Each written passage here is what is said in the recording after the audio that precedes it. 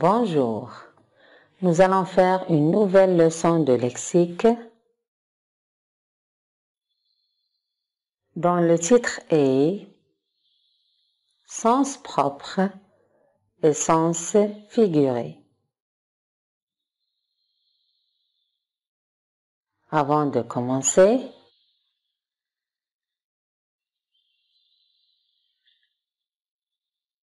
fais le maximum de phrases avec le mot tête. Exemple, la tête est la partie supérieure du corps humain. Tu fais une drôle de tête. Elle a perdu la tête. Il a la tête sur les épaules. Elle est en tête de la caravane. Il a la tête dure. Nos joueurs tiennent tête à leurs adversaires. J'ai mal à la tête.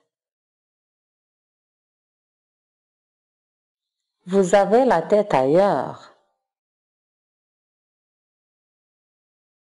J'ai la tête qui tourne.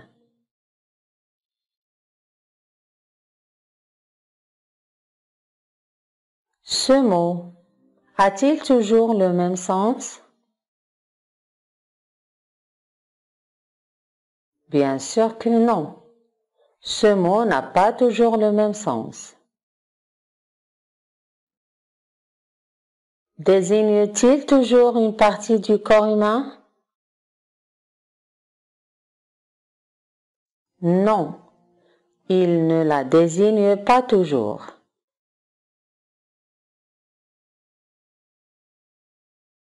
Aujourd'hui, Kamal n'est pas dans son assiette, car il a raté le train qui devait l'emmener en colonie de vacances. À midi, il n'a presque rien mangé. Il est resté pensif devant son assiette de crudité. L'idée de ne pas partir lui a coupé l'appétit. Sa maman l'a forcé à manger. Elle lui a coupé son fruit en petits morceaux.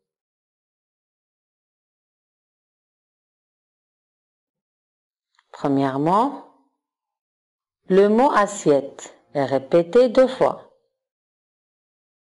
A-t-il le même sens? Le mot assiette n'a pas le même sens dans les 2 phrases. Deuxièmement, une assiette est un récipient rond qui peut être plat ou creux. À table, on y met les aliments. Cette définition correspond-elle à l'assiette de la phrase 1 ou de la phrase 3? Cette définition correspond à assiette de la phrase 3. Observez dans le texte, elle est surlignée et soulignée en jaune.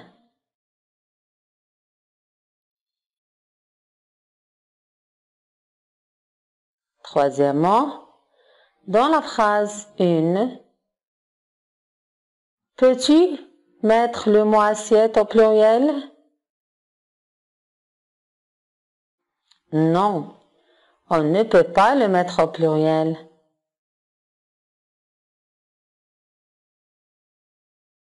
Quatrièmement, comment appelle-t-on le sens des mots employés dans les phrases 1 et 3?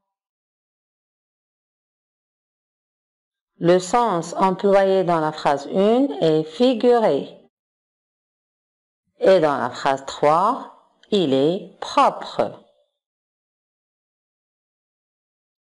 Cinquièmement, relève dans le texte un autre mot utilisé dans les deux sens. Le mot couper est utilisé dans les deux sens.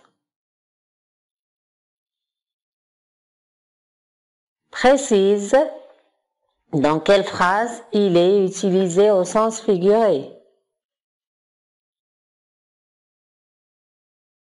Dans la phrase 4, il est utilisé au sens figuré.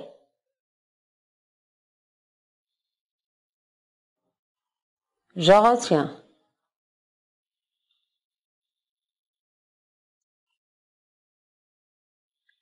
Un même mot peut avoir plusieurs sens. Un sens propre, le sens le plus courant.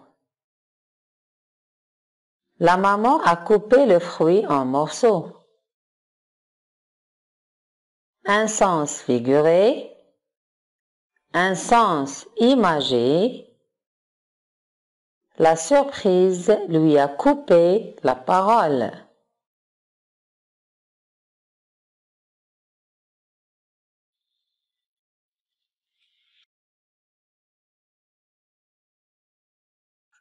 Je m'entraîne.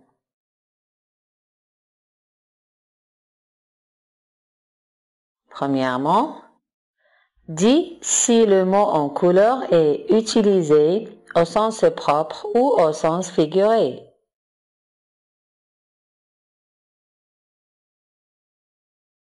A. Majda est plongée dans son livre.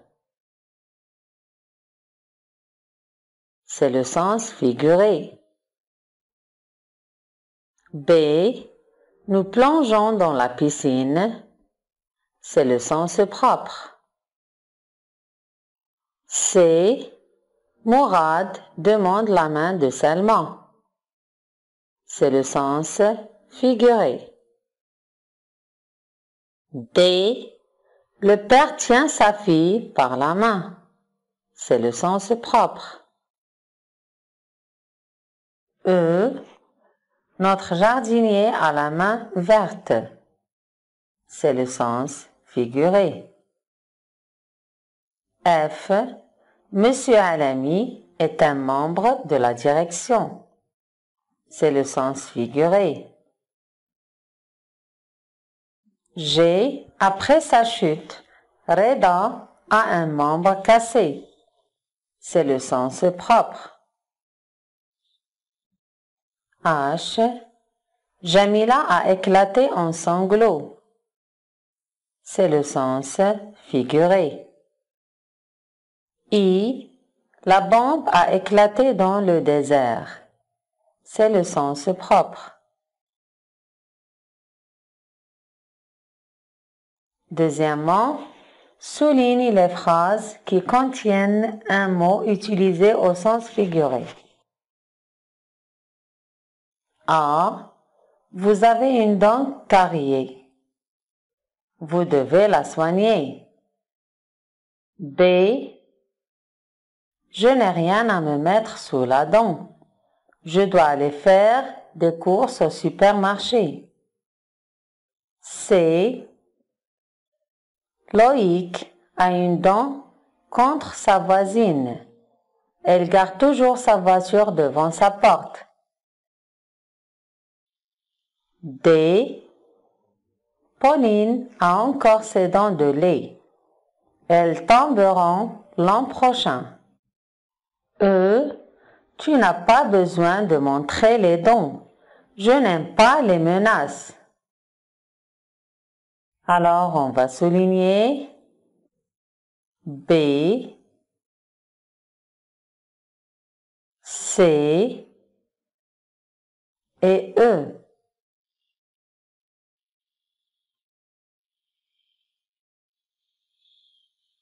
Troisièmement, relie chaque expression de sens figuré à sa signification. Prendre le train en marche,